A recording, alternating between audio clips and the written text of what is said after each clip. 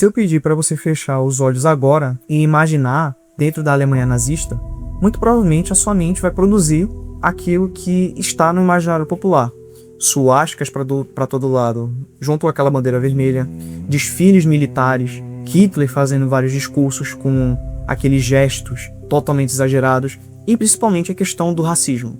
Porém, e se eu disser para vocês que existiu dentro desse cenário uma comunidade negra em pleno nazismo e até relativamente influente, cresceu e conseguiu florescer no meio desse cenário racista. Só que esses negros, eles não eram pessoas que chegaram lá aleatoriamente ou foram levados como cativos, como escravos. Muitos desses negros, eles eram estudantes, eram trabalhadores, eram soldados, eles estavam integrados na comunidade alemã. Entretanto, sabendo do caráter da Alemanha nazista, vocês devem se perguntar, o que aconteceu com esses negros? Como é que deve ter sido a vida e a experiência das pessoas negras em plena Alemanha nazista? E como foi que eles surgiram, como foi que eles chegaram lá? E o que aconteceu com eles durante o Holocausto? Se você ficou interessado com a proposta, então vem junto comigo, sai de um café, e vamos embarcar numa jornada que pode ser relativamente curiosa, mas também sombria, onde nós vamos passar pela história da comunidade negra na Alemanha nazista e desmistificar algumas coisas que são ditas a respeito deles dentro desse contexto. Eu sou Felipe Rodrigues e sejam muito bem-vindos ao meu canal Viajante da História.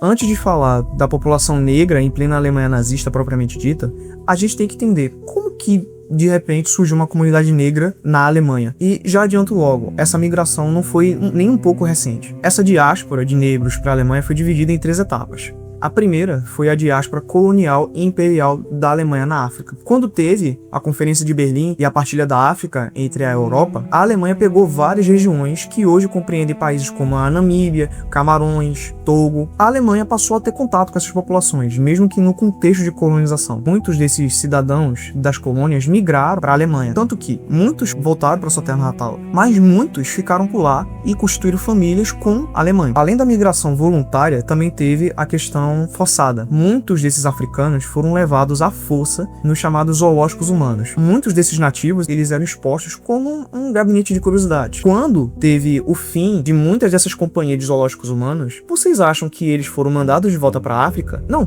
Eles ficaram a Deus dará pela Alemanha e eles tiveram que se virar como podiam e estabeleceram residência fixa no país dessa forma. A terceira onda de diáspora foi a ocupação francesa na região da Renânia, que fica a oeste da Alemanha, porque a Alemanha, ela perdeu a Primeira Guerra Mundial. Um dos termos que estava presente no Tratado de Versalhes dizia que a França deveria ocupar a região da Renânia, que era muito industrializada e produzia muitos recursos. E no meio dessa ocupação, a França pegou muitos soldados que vinham das colônias. Por conta do período de ocupação, muitos deles acabaram morando na Alemanha e se casaram com muitas alemãs por lá. Então, eis os 3 pontos principais da diáspora negra para a Alemanha. Por volta do ano de 1933, o mesmo ano que Hitler ascendeu ao poder, a Alemanha contava com uma população que variava entre 3.000 e 5.000 negros. Um grupo completamente minúsculo, diminuto, em comparação aos 65 milhões de alemães que haviam lá. E, ainda por cima, não era nem um pouco unificado. Lá haviam várias comunidades e vários locais que eles estavam distribuídos. E mesmo estando dispostos dessa forma,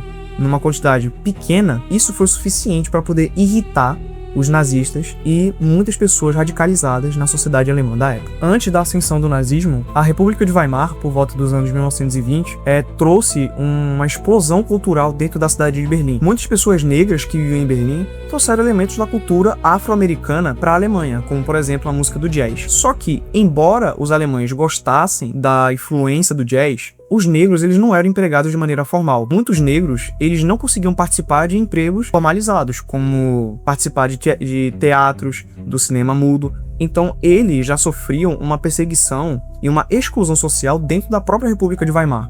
Eles não eram tão tolerados assim. Então, muitos deles tiveram que trabalhar clandestinamente, na ilegalidade, e não formalizados, eles não assinavam carteira, digamos assim. E o repúdio aos negros, ele não começou na era nazista. Na real, ele começou muito antes. A própria República de Weimar ficou indignada com a presença de várias tropas negras francesas na região da Renânia, o que foi chamado como o terror negro no Reno.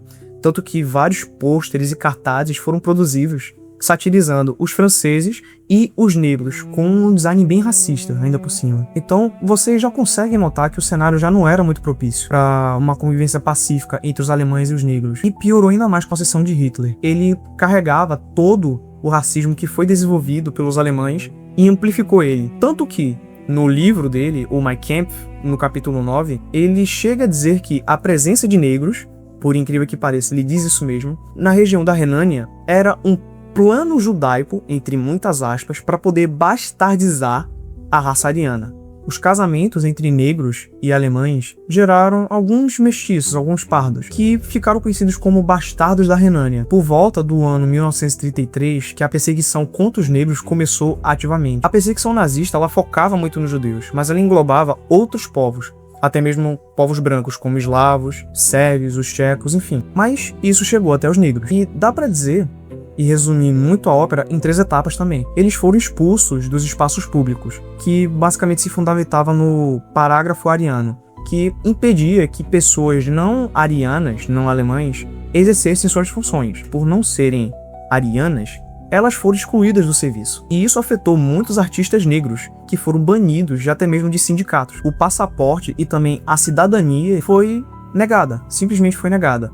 E por não terem o passaporte, eles não conseguiram sair do país. Tinham seus direitos negados por não serem cidadãos, então eles ficaram presos na Alemanha como sendo pessoas sem país, sendo uma pátria. E além de não terem pátria, ainda abria um pretexto para que eles fossem perseguidos por não serem mais cidadãos. E para fechar esse bolo de perseguição, ainda teve as Leis de Nuremberg de 1935, que basicamente falava sobre a preservação da raça ariana, proibia o casamento de alemães com outras raças. Muitos negros que eram casados com alemães foram impedidos de realizarem seus casamentos, ou os que já eram casados foram forçados a se divorciarem. E os casais interraciais que já tinham sido formados, se eles tinham filhos, esses filhos eles eram considerados ilegítimos e, portanto, não eram vistos como cidadãos. Com todo o cenário montado, bastava colocar agora a perseguição em prática. Por ordem direta da chancelaria do Terceiro Reich, sob a supervisão do antropólogo Eugen Fischer, ele liderou o que foi chamado de Sondermission, ou Comissão Especial número 3, que basicamente envolvia a localização, catalogação de crianças negras na região da Renânia, que somavam em torno de 365, 500 ou até mesmo 800. E essas crianças foram localizadas e foram submetidas a cirurgias. As famílias recebiam um comunicado em casa e uma ordem para comparecer em um hospital. E era tudo disfarçado, era dito como uma simples operação de vacinação ou de check-up, de cuidados médicos. Só que chegando nesses tais hospitais, essas crianças eram submetidas a cirurgias de vasectomia.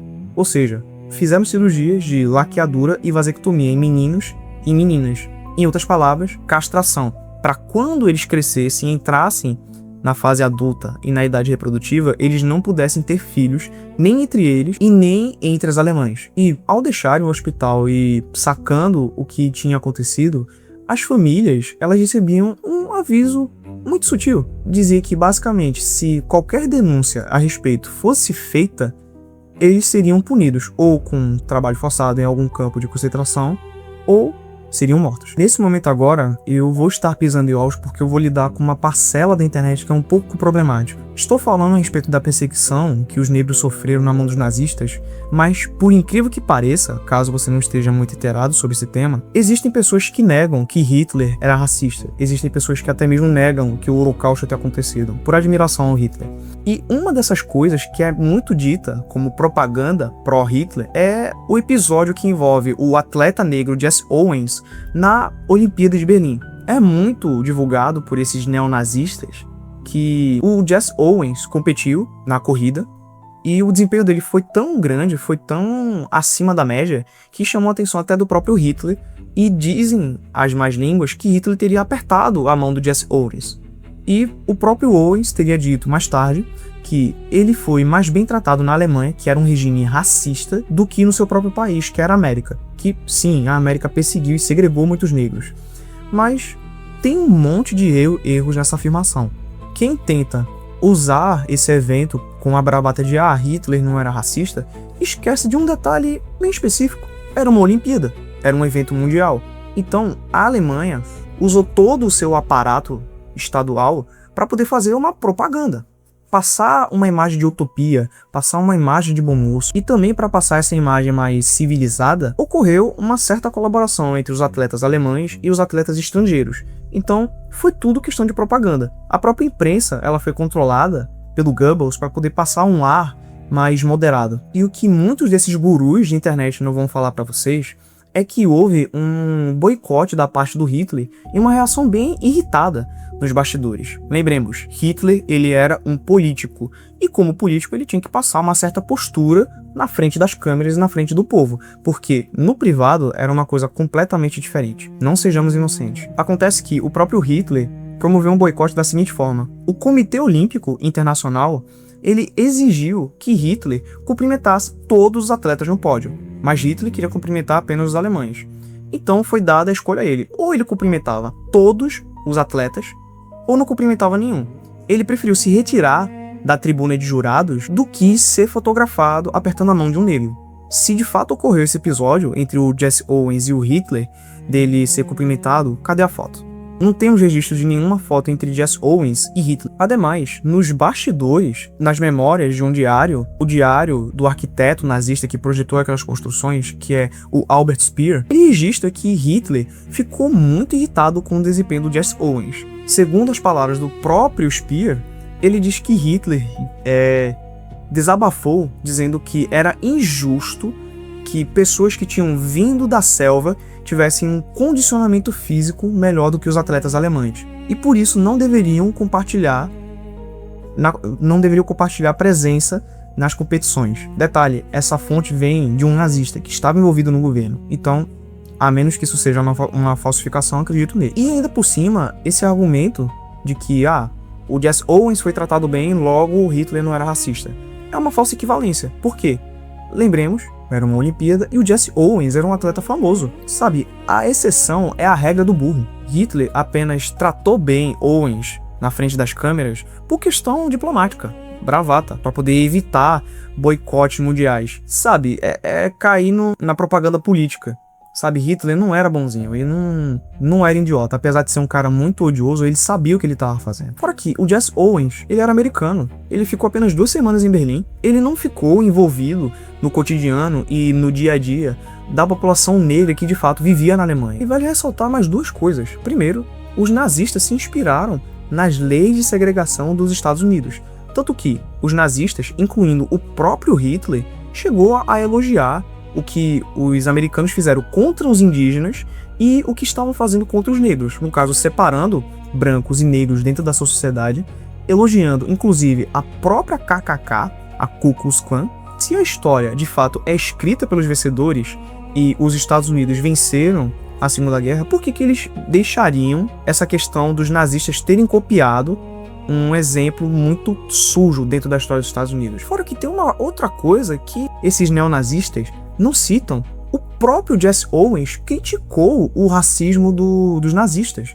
Quer um exemplo? A própria biografia dele, publicada em 1970, que ele diz o seguinte: Berlim era uma fachada de vidro limpa, mas por trás dela havia um ódio terrível.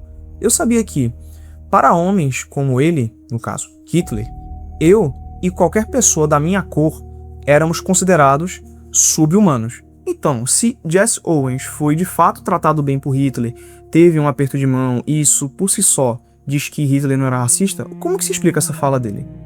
Por acaso ele estaria sendo comprado por alguém? A menos que isso seja provado, eu acredito nele. Então, o Jesse Owens, ele criticou, de fato, o racismo dos Estados Unidos, que era muito pesado. Ainda assim, ele era honesto o suficiente para não relativizar como a Alemanha era. Ele tinha honestidade. Então ele reconhecia que o seu país, a sua pátria, que o perseguia apenas por ser negro, era terrível, mas também não excluía e nem apagava os atos dos nazistas. Então, sabe, é questão de honestidade. Uma outra contradição que vale a pena abordar e que aparece em vários locais da internet, como comentário no Instagram e principalmente no Twitter, é que sempre que essa questão de perseguição contra os negros é citada, junto com o racismo, de repente surge algum perfil aleatório mostrando a foto de um soldado negro no exército nazista, seja na Wehrmacht, na SS ou qualquer outra divisão. Eles jogam essa foto como se fosse uma mega contradição, tipo, se eles eram racistas, por que tinha um negro no meio deles? Tipo, pra eles,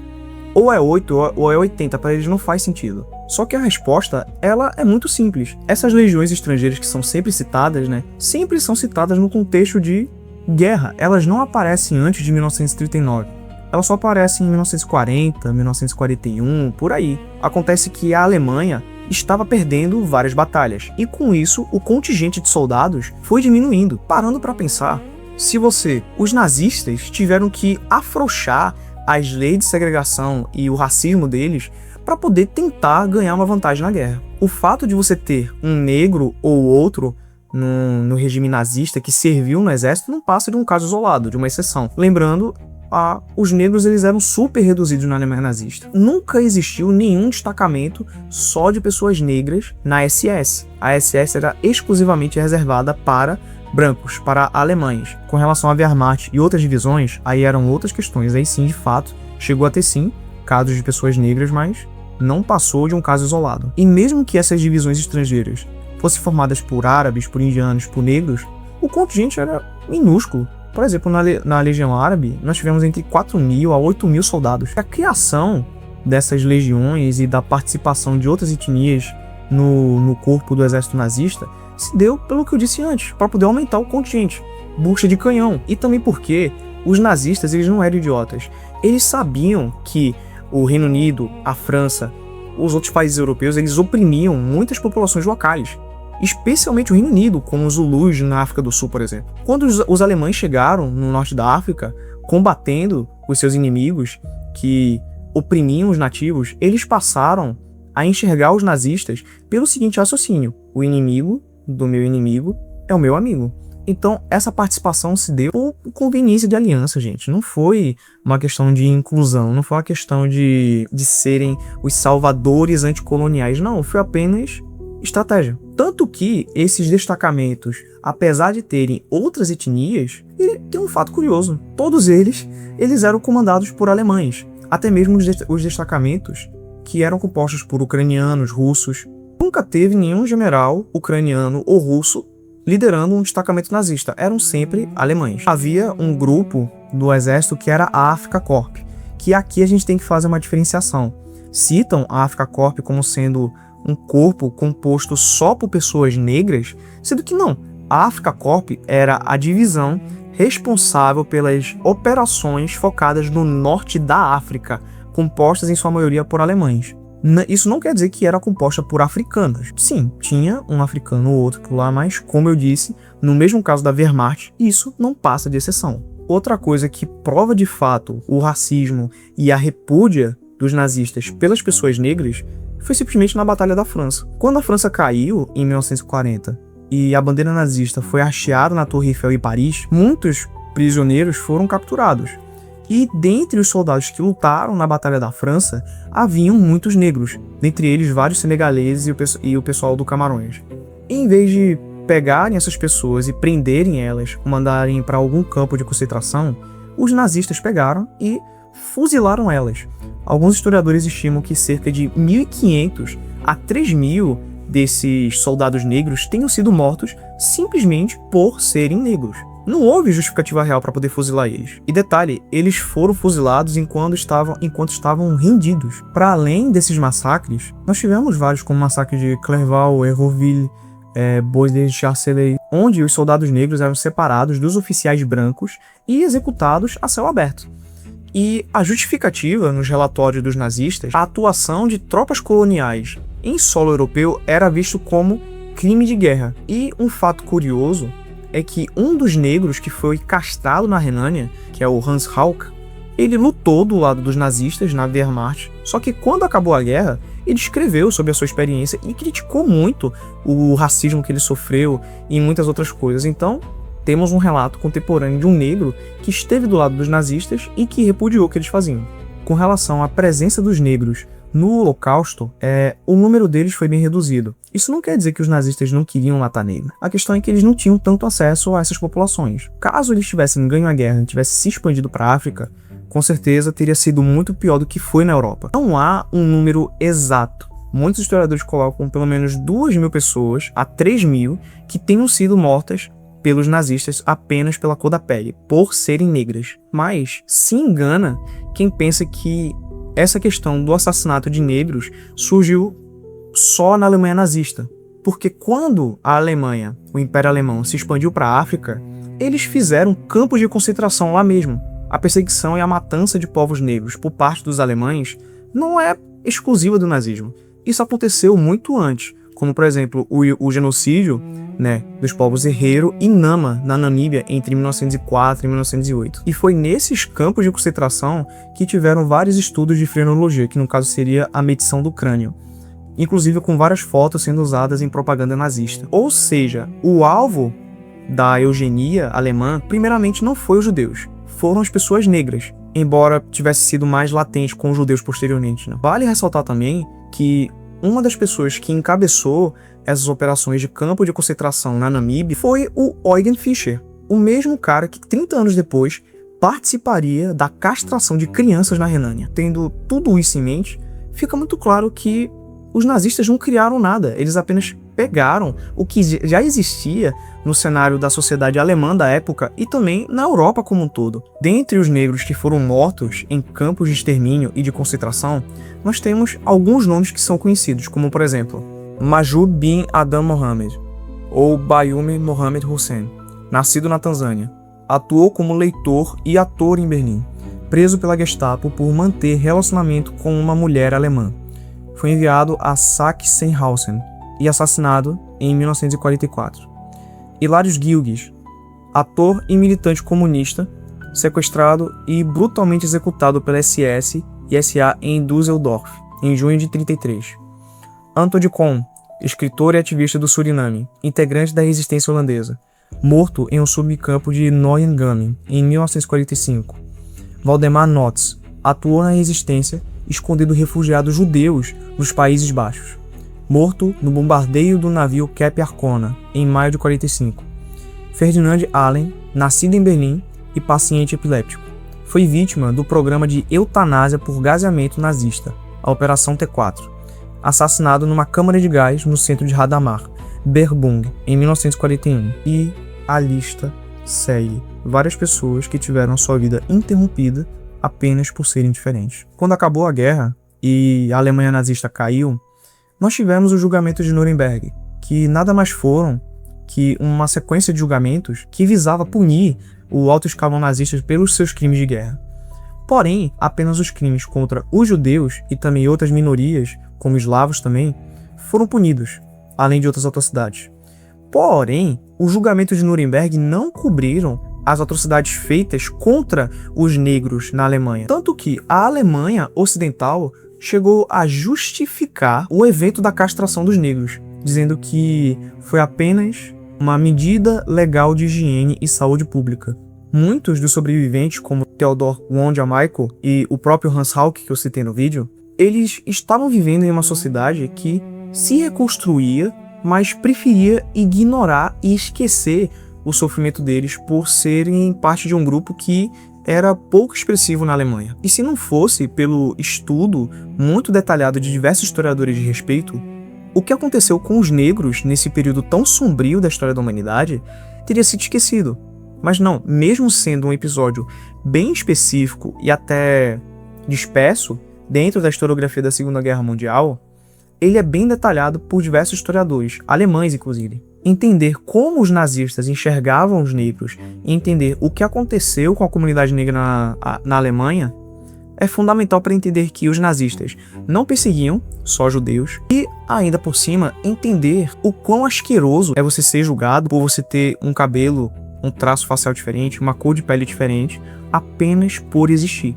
Então, a história do nazismo, ela serve para a gente olhar para o passado, ver os erros que foram cometidos e prestar atenção para que eles não sejam repetidos. Mas, infelizmente, as novas gerações estão crescendo sem entender qual foi a dimensão e a gravidade desse evento, com muitos até negando que as perseguições e as atrocidades tenham acontecido. Não só isso, pessoas que sequer seriam consideradas arianas e seriam mandadas para a câmara de gás defendendo Hitler ativamente e cinicamente. Então, a única coisa que dá para sentir e falar a respeito desse tipo de pessoa que, além de negar ou relativiza, justifica o que foi feito contra os judeus e também contra os negros na Alemanha nazista, não é nada mais, nada menos do que vergonha.